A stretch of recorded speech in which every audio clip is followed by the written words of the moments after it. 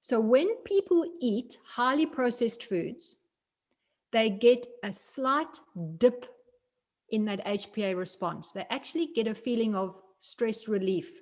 Their anxiety drops, even just for a very short period of time. And then, of course, blood glucose dips again, and then we start the vicious cycle. What we do as human beings, we are very good at learning what makes us feel good. And we like to pursue those feelings because many of them are linked to our survival. Warning, warning. As a medical doctor, I must inform you that there are side effects to this coaching session. Beware. It may enhance your self-esteem, cause you to experience vibrant health, encounter long-term weight loss, heal damaged relationships.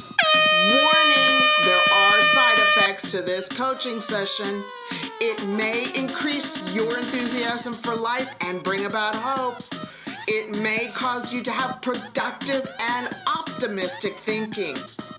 It could even help you not allow messed up people to ruin the rest of your life and help you realize the masterpiece that you are and empower you to be the boss of your brain. Warning, these side effects may be long-term. This is Dr. Isabel from Doctoronamission.com. Hello, Delia. How are you doing? I'm well, Isabel, across the pond. How are you? Very good. Now, I'm in New Zealand and you're in? Australia. What part of Australia? The Gold Coast, the beautiful sunny part. Yes, I love that part of Australia. How's the weather today? Oh my goodness, we've had a bit of a cold snap, which is very unusual for us. So we've all been complaining, but today is beautiful again and the sun's out. So yeah, we're having a bit of a real winter year for a change. And what's a cold snap for you guys? Look, 7 or 8 degrees Celsius in the morning. It's been a little chilly. Yeah, that's cold for us too. Okay, so we're not too bad then. No. We're not such wimps. No. Are you close to the beach at all? Probably about 8-9 minutes to the beach. And yeah, it's not far at all. And really in the middle of the day, being on the beach is still perfect in the middle of winter. Really gorgeous. And do you go walking on the beach? Yeah, I do. I don't swim at this time of year, but I do still go walking on the beach.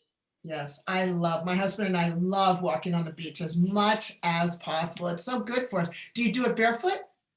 I do have to do it barefoot. I'm not interested in the sand in my shoes. Me either. Hey, may I share with our listeners a little bit about you so we can start talking about what's so important on your mind? With pleasure, Isabel. Okay. Well, Delia McCabe is a PhD. Now you're a PhD in? Well, it's interesting because I had to search for a number of universities before I found one that was interested in allowing me to cross 3 disciplines, which was neuroscience, psychology, and nutrition. And so I got my PhD from Adelaide Medical School. And the title of my thesis is The Neurological Effects of Specific Nutrients on Female Stress. And I did a huge systematic review to look at the evidence available and found a huge knowledge gap. And then I did 2 primary research projects. So it took me 5 years, Isabel. I love it. You're a go-getter, that's for sure. So I am going to address you as Dr. Delia McCabe, and with that background, okay? And because there's all sorts of doctors. There's naturopath doctors, medical doctors, chiropractic doctors, and there's you, doctor. And Delia shifted her research focus from psychology to nutritional neuroscience upon discovering nutrition's critical role in mental well-being. It plays such a huge role. And Delia's research into stress has been published in a number of peer-reviewed journals. She's a regular featured expert in the media, and her 2 books are available in 4 languages. Bravo. What 4 languages?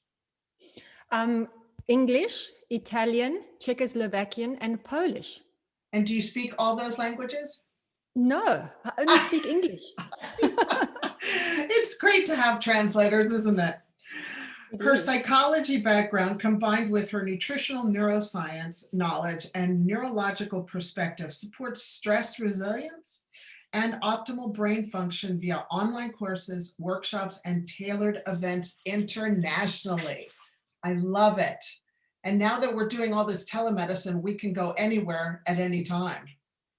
We can. It's actually really the only blessing in the curse that COVID provided. It really did a fast forward for this kind of communication. Yes, absolutely. That's been the blessing for all of us. So you had talked about women and stress. Let's dive into that, because we're both about the same age, training to be 100 plus, good and healthy. So let's talk about stress in women and how that affects the whole picture. It's an interesting topic, Isabel. People say to me, why didn't you study the male brain? And I said, because I don't have one. I've had a stressed female brain, but I don't know what the male brain feels like when it's stressed. So I think people get, a little bit irritated. And I know there's a whole idea to speak about the male and the female brain being similar. And, just to lay the foundation first, the male and the female brain are mostly similar. That is true. But where the differences occur, they're very noticeable. So they may not be huge, but they're very noticeable. And anybody that has been in a relationship with a male will know the woman will be going on about an issue, something that's bothering them, and the male will find the solution. Then a couple of weeks later, the woman will again bring up this same thing, and the male will go, haven't you finished that? I thought you dealt with it. And the woman will go, well, I thought about something else related to that. And do you know, if I do this, then that will happen. And so we have the tendency to ruminate more than men. They tend to think something through, decide on a plan of action, and move past it. Our singular gyrus, which is the part of the brain where we kind of like relay thoughts, our thoughts kind of get stuck there sometimes, and then we find it challenging to move on. So that's one of the ways that women can stress themselves out, by having that looping thought go on and on, just because of the way our limbic system is set up. So it seems that our limbic system, the emotional center of the brain, is a little bit more tightly wired versus the male limbic system. And this is simply because we needed to be able to be more astute in picking up non-verbal cues from our offspring, and picking up cues from men in the group that maybe we didn't know too well. And we, of course, were smaller. We needed to be just a little bit more on top of these non-verbal cues. So it makes sense that our limbic system is really tightly wired and very much attuned to our environment. And that leads to us reading into things as well. You bump into a friend. We know what this is like. Yes. And when we stressed, unfortunately, these tendencies of ours, which are great for collaboration and cooperation and intuition, get a little bit too fine-tuned. And then we ruminate, we read into things, we don't solve a problem, we sit on top of it. And so those are the challenges. But I think the interesting thing is for women to realize as well, is that our hormones also impact the way our brain functions, because progesterone and estrogen, as you'll know very well, are tied up with the neurotransmitters serotonin and GABA. Now, these are very important and powerful neurotransmitters, and men's testosterone only fluctuates across a lifetime. Our estrogen and progesterone fluctuates every month. And then when we go into perimenopause and menopause, then those hormones go wonky. And this is why I'll have women say to me, I feel like I'm losing my mind because I just can't feel calm anymore. I feel anxious all the time. I don't sleep. My appetite's really crazy. And that's because the challenges with estrogen and progesterone across this time space leads to challenges with serotonin and GABA. But then there's something else that women have as well. Apart from this tightly wired limbic system and these hormones that fluctuate, we also have more psychosocial stresses than men. And any woman will be able to translate that into, we juggle more than men do. We try to live into the idea that we can multitask. And especially young mothers really battle because they're having their children that they care about. They want to look after them well and keep them healthy. They want to pursue their own dreams. If they're in a relationship, they want to keep that a priority as well. So they have all these conflicting thoughts. And then as we get older, we may have older parents that we're now concerned about, and teenagers, and be at a different stage in our career. So women are continuously carrying all these extra things, and we don't have the capacity like men do to shut down thinking about them. We keep them all in our mind all the time. It's no wonder women wake up at 1 and 2 o'clock in the morning. I was just going to say that. The 1 o'clock, the 2 o'clock, the 3 o'clock, you get up to go to the loo and you're wishing you go back to sleep. But do we? Do we go back to sleep, or do we start thinking, figuring things out? I know for me, that still happens, you know. How about you?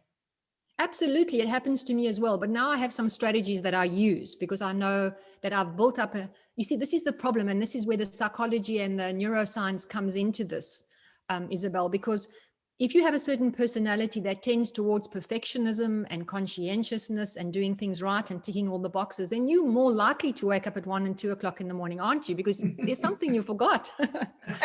Yes. Something you want to add to the list, you know? So we can't get away from the fact that who we are intrinsically as people impacts our capacity to put our thoughts on hold. The other challenge is the more you do that before you realize it's happening, you actually build a neural pathway for that. So then when you wake up, you go, oh, damn, here we go again. And you get yourself into the mindset of, this is when I lie awake and ruminate. So we need a neuroscience-based strategy to cut across that neural pathway and that habit and our tendency in terms of who we are from a personality perspective to just cut through it and actually just go back to sleep. And one of the funniest things I read about the other day was that if you use your name when you're instructing yourself to do something, it's more effective. Oh. And I found that so interesting because now I say to myself, Delia, you've got everything that you need on a piece of paper. Your body and your brain really need you to go to sleep. Go to sleep, Delia. And that just breaks through that rumination. What else do I have to do? And it's getting easier to do, Isabel. I don't get it right every night, but mostly I do, which I to love me that you gave that tip. Thank you so much for giving the audience that tip, because I know that there are women out there that are they want to give you a big hug for thanking, for giving them that. Isabel, you've got everything you need on paper. It's time for you to go to sleep. Thank you. It's a So that's tip number 1, everybody. Tip number 1. I hope you're writing it down. Let's talk more about the woman's brain and stress. Well, the other interesting thing, Isabel, is that when women are running on empty and putting everyone else ahead of themselves, they're actually using up more nutrients than men do. And this is just because we need nutrients to make hormones, which you know as well. And if we're short on those nutrients, we can't make the hormones, then the hormones don't work with the neurotransmitters. And so we have this downward spiral. The challenge is as well is that very few people really think about, and this is a bit of a metacognition issue. We don't ever think about the fact that being stressed, all the neural activity that goes with those feelings actually uses nutrients, because adrenaline and cortisol don't just disappear out of the ether. They are made from compounds that are in our body. So just as much as we consider that thinking occurs across this huge network made up of cells and chemicals and membranes and molecules, stress uses up many of those components to be able to be generated. And if you're experiencing stress 24/7, you end up becoming depleted in those nutrients because, look, let's face it, nature said, look, if there's a tiger after you, it's more important you get away from the tiger than snuggle down and feel comfy and go to sleep. So your body will naturally make adrenaline and cortisol first. And if there's a little bit left over, guess what? You'll make some serotonin and then melatonin. So that's another one of the reasons that women can wake up at 1 o'clock because, look, guess what's happened? Not enough nutrients to make serotonin and to make melatonin from the serotonin. So it's very important for listeners to understand that stress is very expensive from a nutritional perspective. One of the slides that I use in the presentations that I give shows all the nutrients that are used to make adrenaline. Then I have another slide to show all the nutrients that are used for an ordinary energy process, just what the mitochondria needs. And then I have another slide, which unfortunately shows the nutrients that coffee uses, which are exactly the same as adrenaline. And, then you look at what the nutrients required for serotonin are, and you see, wow, most of them are the same. So if you're exhausted, you can't make energy because you don't have enough of the nutrients that are being used for adrenaline. Then you drink coffee. Guess what? Coffee, dopamine gets converted into adrenaline, using up the same nutrients.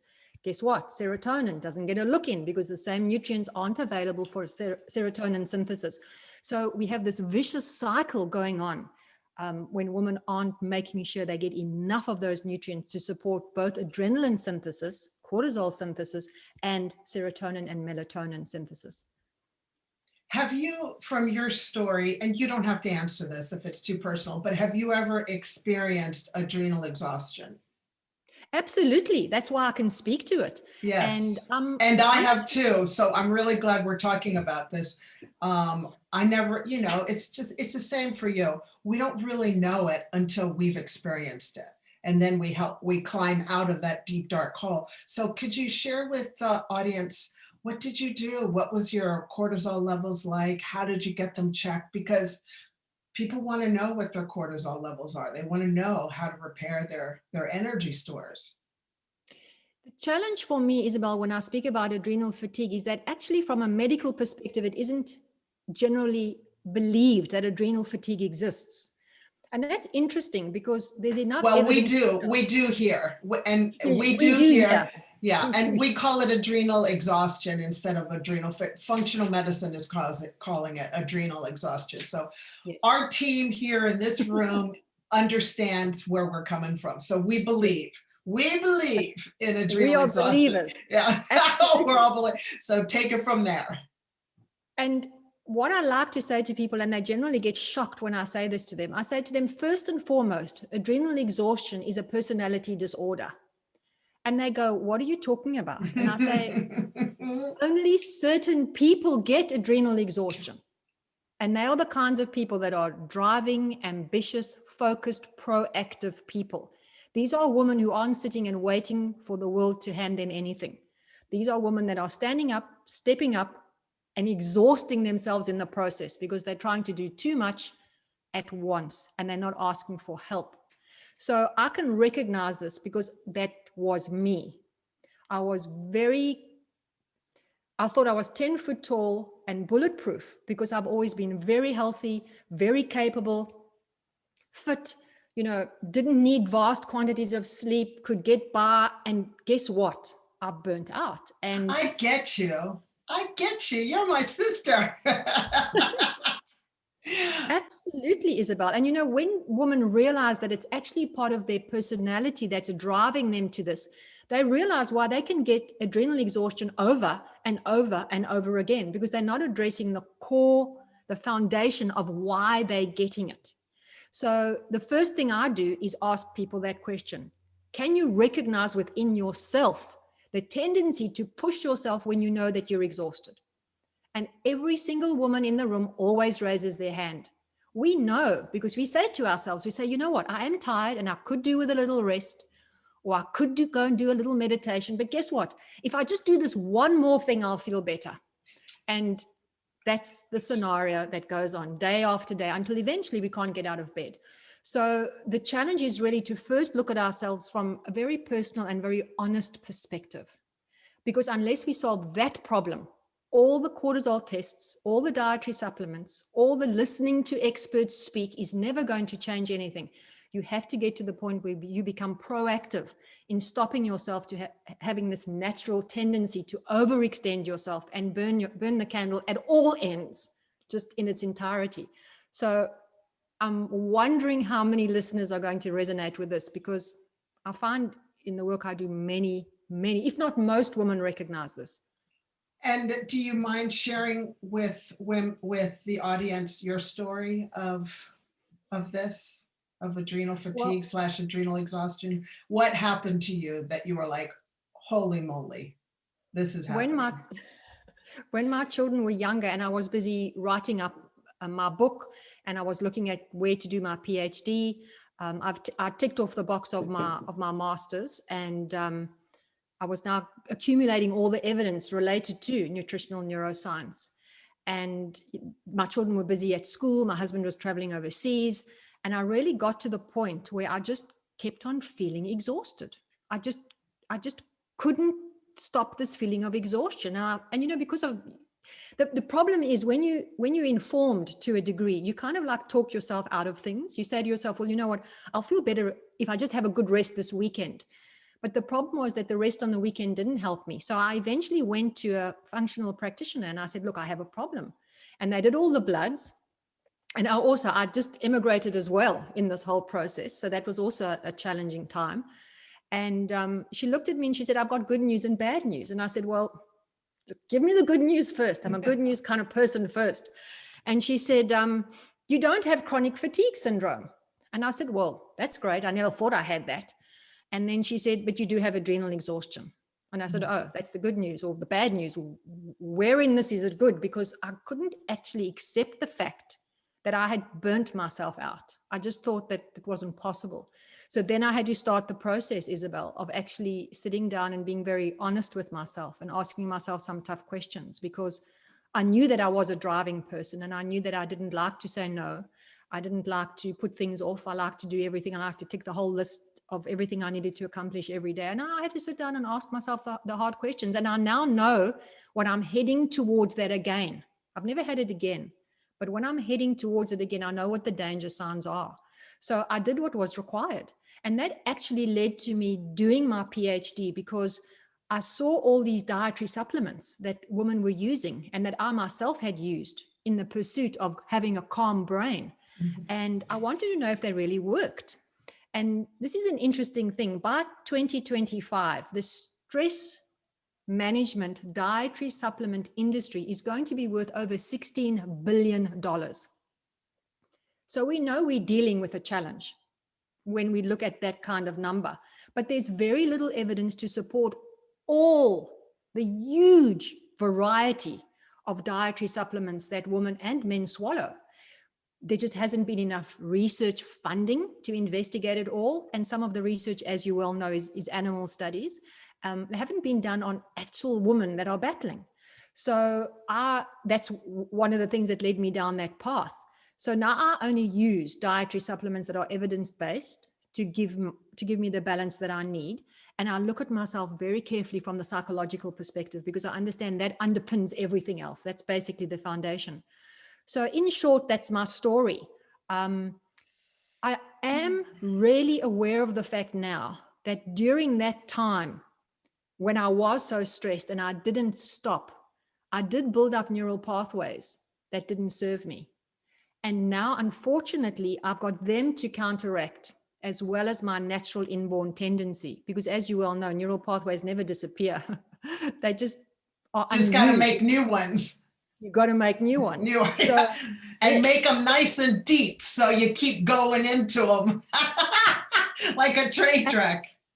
Absolutely. So, the more women don't acknowledge the fact that they're pushing themselves, the more robust those neural pathways become. So any advice is to stop yourself in your tracks right now and address the core issue behind that driving. It's actually a senseless driving, and it's a driving that isn't self-compassion. No, absolutely. It does not. It's not a self-loving. It's a self-sabotaging. You're killing yourself, and you don't even know that you're killing yourself, but you are slowly making yourself disintegrate. And then all of a sudden you don't have any more cortisol, and you need cortisol to survive, to get out of bed. So it is a good journey. I'm glad you haven't gone back there. That means you've learned your lesson well. And I always say to people, look, when you fall down and when you get adrenal exhaustion, you have fallen into a deep pit of fatigue. I encourage you to stay there for a little bit and do the hard work of looking introspectively and say, why have I done this to myself? Absolutely, it is a personality disorder because we bring it upon ourselves. And And I say, stay there. Don't get back up right away, because if you get right back up, and you just start taking care of it, then you haven't learned anything and you'll get back in there. So I say, live in there. Just stay in the muckiness and feel the pain and learn from the pain and then get back out. And I'm just like you, driven, I can tell. And you and I could be besties. And it's just, it's a good thing, but it's also a way to commit suicide while you're living. Yeah. Yeah. And it's really, you don't serve anybody else by doing that, because you become a husk of your former self.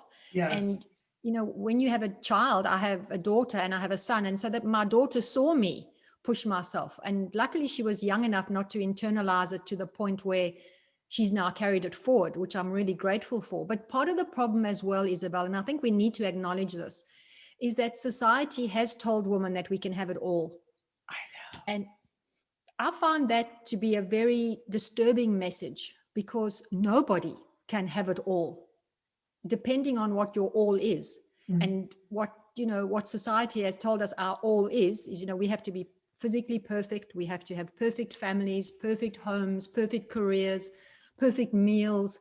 There's no way that anybody can have perfection everywhere. It just isn't possible. And that ideal is also what drives a lot of women who haven't yet realized that it's actually a myth that we can have it all. Absolutely. Absolutely. I agree with you 100%. So let's get back to, sorry, I took you off the train, off the track, but we had to talk about that. And just before we get off this topic, Delia and I want to give everybody hope that you can get back from adrenal exhaustion. You don't have to be there forever. There is repair. It takes work. I don't know about you, but it took me a lot of work to repair it. But you can do it, and you can come back and you can stay far, far away from that pit. You don't have to go back in there. You don't have to go back. And it is a hard climb out of that pit when you decide to finally get out of it. As Isabel says, rest there for a while and actually feel the horridness of it, so that you never, ever get tempted to go back. But the thing is, you also emerge wiser. And that wisdom is hard earned, but it really does serve you going forwards. Absolutely. Well said. I like that. So let's talk about nutrition and the impact on stress. How does the way we eat affect our stress level? Because you and I both know the world is angry, and that's got a lot to do with our nutrition. So could you kind of expand on that? There are two things that I just want to point out, Isabel, because it's a huge conversation. But the first thing is blood glucose. There is nowhere to store energy in the brain. We can see that clearly. So unless the brain has a pretty consistent supply of energy, it runs out of energy, and then it will send adrenaline into your bloodstream to force you to go and find food. It's just the biochemistry of how it works, because food means life, it's survival. So when people are emotional, and when they're uptight and when they're angry, as you say, it changes the way blood glucose operates, because all of those emotions drive adrenaline. And when adrenaline goes up, it then goes down, and blood glucose follows suit. So you have this feeling, this constant feeling of, I need to find food, I'm not satisfied, I'm irritable, I don't feel good. And it drives, unfortunately, into my second point, which is processed food eating. Now, why does it do this? There are a few reasons this happens. We learn that with processed foods, we get a quick energy high and we feel good. But there's something else very much more subtle, which most people don't understand. Processed food also allows the body to synthesize what we call endogenous opioids, which lower the HPA response temporarily. So when people eat highly processed foods, they get a slight dip in that HPA response. They actually get a feeling of stress relief. Their anxiety drops, even just for a very short period of time. And then, of course, blood glucose dips again, and then we start the vicious cycle. What we do as human beings, we are very good at learning what makes us feel good. And we like to pursue those feelings, because many of them are linked to our survival. So when people learn subconsciously that these processed foods are actually helping them feel calmer for a short while afterwards. Guess what happens? They then develop a habit to eat those kinds of foods. So it's not just the blood glucose on its own, it's the endogenous opioids as well that are driving this kind of eating. And of course, we know that those kinds of foods contain very few, if any, of the nutrients that we need to keep the brain functioning optimally. They're not nutrient dense. So we may get some carbs from them. We may get some damaged fats. We'll get a whole lot of sugar, which are carbs, but they don't contain all the other macronutrients that the brain needs to function optimally. So those are two main issues that people are not aware of in relation to how the brain feels and our emotions and our thinking process. When we address blood glucose and the processed food separately and their interaction, we then find solutions. And poor people, their emotions are just going up and down and up and down, and their brains are saying, when Delia was talking about the brain, when she said HPA, just replace that with brain juice, because the HPA system is in your brain. It's your hypothalamus and your pituitary, and those two talk a lot all the time. And so when HPA is mentioned, just think brain juice. They're talking all the time. Your brain is constantly saying, I want to balance my blood sugar, so it'll do whatever it's got to do to get your blood sugar up or balanced, you know. And it's got, what is the number? Is it blood sugar's 5?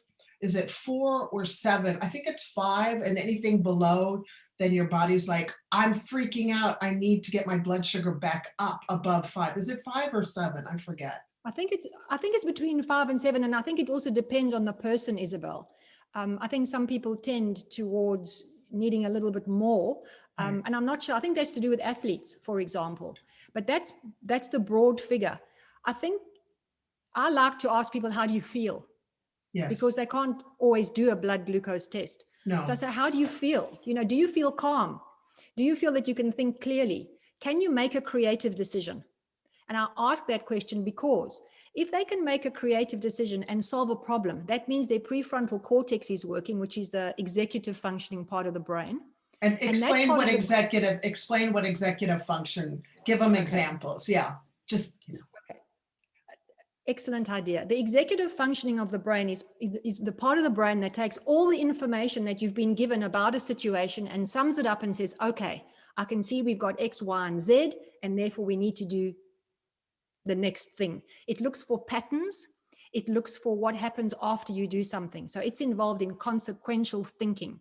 It's the most sophisticated part of the brain that's got to pull together all the skills and knowledge and experience that you have and apply it in a creative way to a new challenge. That's the prefrontal cortex in a nutshell. Well said. And when the prefrontal cortex can think clearly and creatively, and you are calm, that means your blood glucose is great. If you feel jittery, you can't think clearly, you can't settle down, you don't know if you want to sit down or if you want to walk or if you want to eat or you want to sleep, that's a clear sign that your blood glucose is all over the show. So I ask people just, you know, how do you feel?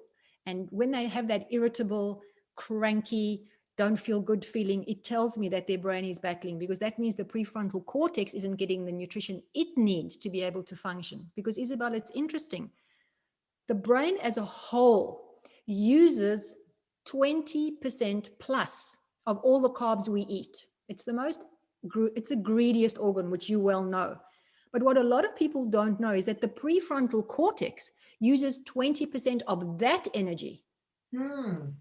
It's a smaller part of the brain, but because of its sophistication and its sensitivity, it's the greediest part of the brain.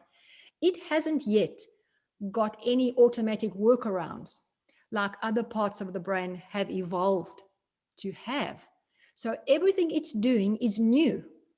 Everything it's doing is calling on a new connection to be made between a whole lot of neurons. And that is why it's so greedy from an energetic perspective.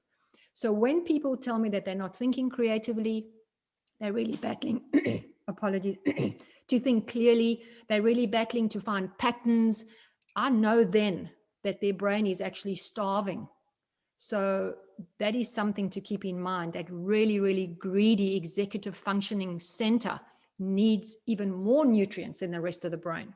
So on that note, because we want to keep our prefrontal cortex ticking away and figuring out the world and how we're going to do our best, let's talk about macronutrients and how they need to be on a plate to keep this part of our body and the rest of our body in tip-top form. What do you recommend for eating? Well, the first thing I recommend that people get to understand is the difference between starch and carbohydrates. So starch are kind of like a subcategory of carbs. And when you are very active, very energetic, when you're very young, you can eat more starch than you can when you're older.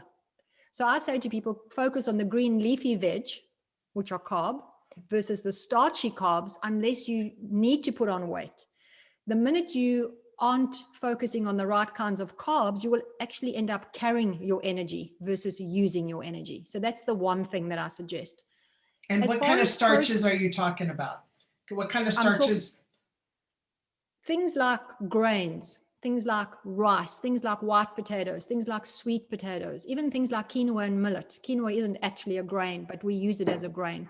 Those are the kinds of carbohydrates that we can eat more of if we're very active and we're not putting on weight. If we are, we need to cut down on those and eat more of the green leafy veg, like broccoli and even things like cauliflower, which aren't green.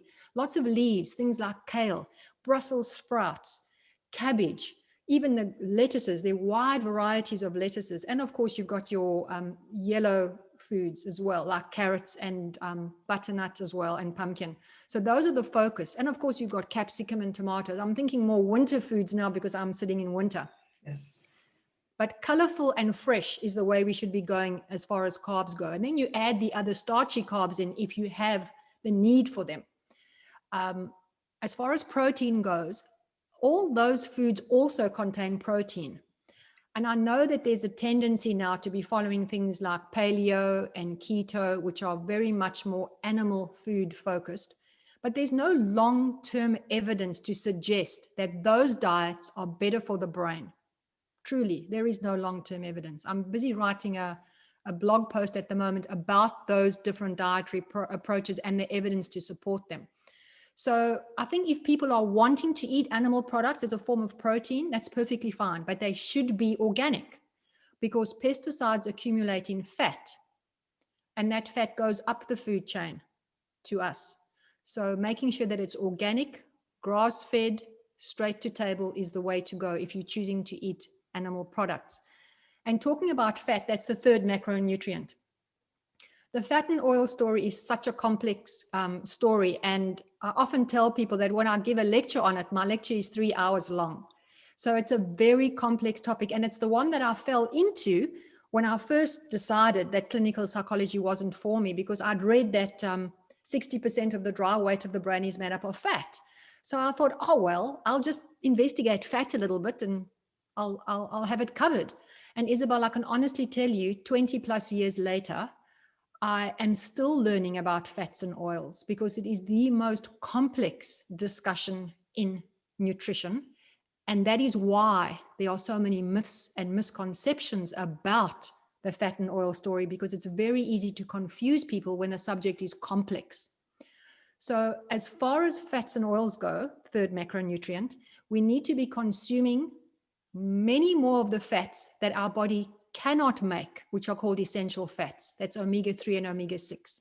Our bodies can make saturated fats. Our bodies can make monounsaturated fats, but they cannot make polyunsaturated fats, essential fatty acids, omega-3 and omega-6. If you want to eat more saturated fats, then you need to eat more essential fats, because the ratio in the cell membrane needs to be the right ratio to keep that cell membrane, specifically neurons now, flexible and malleable. If you eat more saturated fats than you do essential fats, what happens is that cell membrane becomes inflexible, it becomes harder. And then you also need to make more cholesterol to keep that cell membrane flexible. So the way to solve the problem is to just eat more essential fats so that you can eat more saturated fats. So I guess like the bottom line for the listeners is each plate of food needs to have your good carbohydrates, your good fats, and your good proteins to keep your blood sugar nice and stable so your prefrontal cortex doesn't go down the tube. Is that safe to say? Absolutely, Isabel. And if people are getting hungry between meals, I Yes. suggest they maybe just increase their meal size a little bit or choose a very nutrient dense, good protein, carb, and fat snack. Absolutely. Did everybody hear that? Listen to what Delia just said. Whenever you eat something, make sure it's a carbohydrate, protein, and a fat. All three together. Do you know why? Because that keeps your blood sugar nice and stable. If you just eat a carbohydrate, guess what? You'll go up and you'll crash down. Okay, so that's like the big tip number 2. Tip number 1 was say your name when you're in the middle of your sleep and you're still wide awake. Talk to yourself and mention your first name. And tip number 2 is make sure you're eating, every time you eat, it's a carbohydrate, a good carb, protein, and fat together to stabilize your blood sugar. Yes or no? I think that's fabulous. You summarized it beautifully. And I love giving snackable bits of information. People understand it faster, they need something to take away. Absolutely, Isabel. And I think one of the secrets about the fat, it does keep our blood glucose stable. But the other thing which very few people realize is that flavor molecules disperse optimally in fat versus water. So that's one of the reasons the low-fat diet was so unpleasantly unpalatable, because there was no fat in any of the food. So they had to add extra, fillers and additives like MSG to the food to make it tasty, whereas it needed to be tasty to have the fat in it, because that's how flavor molecules disperse. So whenever people try and cut out fat, they always end up putting on weight because they never get that satiated feeling because the flavor molecules don't disperse. Right, because fat fills you up. Fat tells your brain, oh, okay, I got it. I'm full. I'm okay. Absolutely. And the food tastes better when you've got fat in your mouth with the other flavor molecules. So do you have a third tip before we land this plane? Do you have a third tip you want to give our listeners? You've got a tip for sleeping, a tip for eating correctly every meal, another tip to help them with their brain and their nutrition? It's a good one. I've been working on a list of tips, and there's so many, Isabel. I think I'd really like people just to take a moment and think about how precious and sophisticated and sensitive their brain is, because everything that we do every day, our brain is changing shape. From what's happening internally, it's changing shape, and from what we're providing from the environment. So I think the third tip would be that we need to take care of what we're exposing our brain to. And that means that, you want to have communication and conversations with people in real life that support you and are positive. You want to read the kind of books that do the same thing.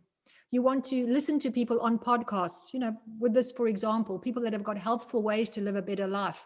When you spend yourself surrounded by positivity and by ways of improving your life, your brain changes shape in a positive direction. That's the plus side of neuroplasticity. The dark side is if you do the opposite of those things, you actually end up building neural pathways that make you more negative, where you don't feel like you can actually do much with your life. So I think the third tip is to surround yourself with positivity and the things that you can do, because life is tough. And we do live in a complex, complicated world today. And surrounding ourselves with negative news and negative feedback and, those echo chambers that just speak about doom and gloom don't serve us. And our brain is picking up every single one of those little nuances. So protect your brain. Look after it, not just in terms of your sleep and your food and your exercise. Look after it in terms of what you're exposing it to. Exactly, because everything you listen to infects your brain. So, like Delia said, do you want to infect it positively or infect it negatively? It's up to us. Do you watch the news? I mean, do you ever watch the news, or do you watch it occasionally? I'll pick up something that I wanted to watch. For example, with Melbourne, how many COVID cases they had. But I find that I I try and focus, and I've been doing this for many years, Mm. is to focus on the things that I have control over. Mhm. Because the minute the brain is faced with something it doesn't have control over, our cortisol spikes. That's just unfortunately a natural repercussion. So watching the news leaves you feeling I have no control. And that's a bad feeling. And I don't like to cultivate that. So I really like watching TED Talks. There's some Netflix shows that are fantastically positive and uplifting. So I'll watch those, and I read a lot. So I really try and avoid the news. And I have friends that send me snippets, about the news. And I go, thanks, another day. My mom is 96 years young, living independently, and just is like the beacon for our Doctor on a Mission here. And she lives at, she's got her finger on the pulse. So she watches, I've helped her. She used to watch the news like 3 or 4 hours a day. And she's like a worry person. And I've got her down to just watching it for a half an hour. So she keeps me abreast of anything I need to know about. Like when I talked to her, I called her yesterday and I go, Mom, what do you need to let me know about the world? And the biggest thing was that the Queen Mother cut her birthday cake with a sword. So that's that's the kind of news my mom gives me now, because she knows it's just not good for us. So absolutely. And I'm glad that you trained her down to half an hour. I'm sure you're going to train her down to even less than that. Well, 96, that's pretty good. It's fabulous. Now, I wanted to ask, could you please let our listeners know about what you've got to offer and how they can reach you and stuff? And just so everybody knows, all of this will be in the show notes. Isabel, thank you for asking. Because you are in New Zealand, any of your listeners that are in New Zealand will be able to access a special link that my publisher gave me for my books. So if they buy the first one, which is the sciencey one, they'll get the second one, which is the recipe one, for free. So I will send you that link so you'll be able to use that in the show notes. If people want to follow me and what I do, they can find me on Instagram, they can find me on Facebook, they can find me at my website as well, and they can download a 3-day brain food menu and recipes to go with that. They'll then get onto my email list, and I send all sorts of interesting things to people about brain set and stress and food and so on, so they can do that as well. And I look forward to answering questions and engaging with people on social media. So thank you. Thank you. And thank you for all the research and the hard work you're doing.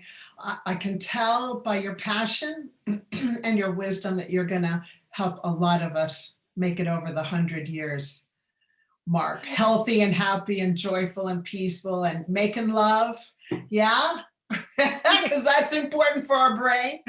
My kids are like, oh, Mom, please, I don't want to talk about it. And I go, your father and I will be making love even when we're 100, because I married my best friend. And they're like, ah! So if they're listening, oh, well. All right. Well, thank you so much, Delia. You've been a blessing, and I encourage you to remain unstoppable. Thank you. I look forward to that. I look forward to walking over that 100, running over that 100-year line with you, Isabel. Thank you. Yes, let's do that together. Excellent. Have a wonderful day. Thank you so much. Bye. Bye.